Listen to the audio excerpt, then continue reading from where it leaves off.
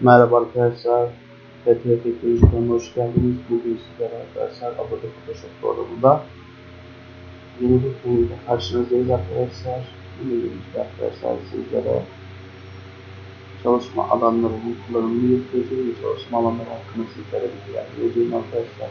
İşte bunların nasıl kullanıldığı hakkında bilgiler vereceğim. Sizlere bunlardan bahsedeceğim arkadaşlar.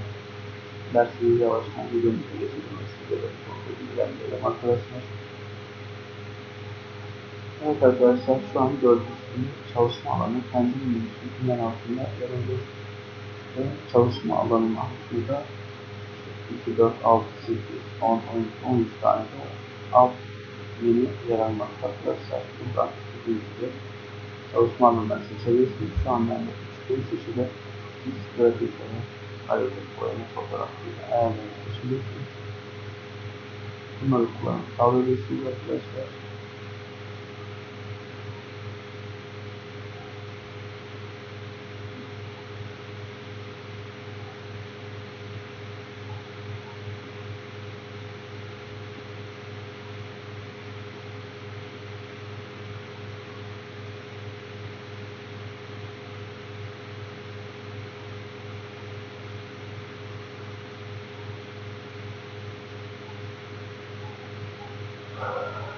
Evet arkadaşlar,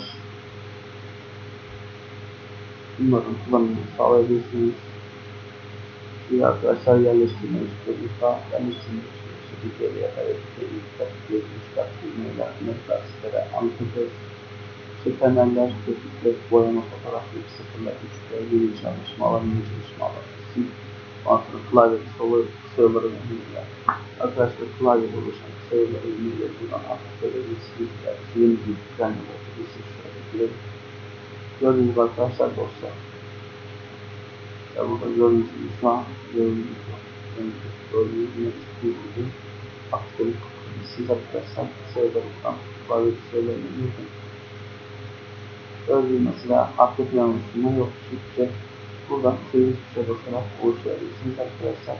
Çalıştırıcı gibi olmadan bir şey tuşlayabilirsiniz. Kabul'e basmanızda profesör soru verebilirsiniz. Arkadaşlar sorusun belirli sırasını ve o sırasından tuşa başlayıp sayı oluşturabilirsiniz. Kapattım. Şu bir ayarlamayı siz arkadaşlar kanalımıza abone olmayı unutmayın. Kendinize bakın.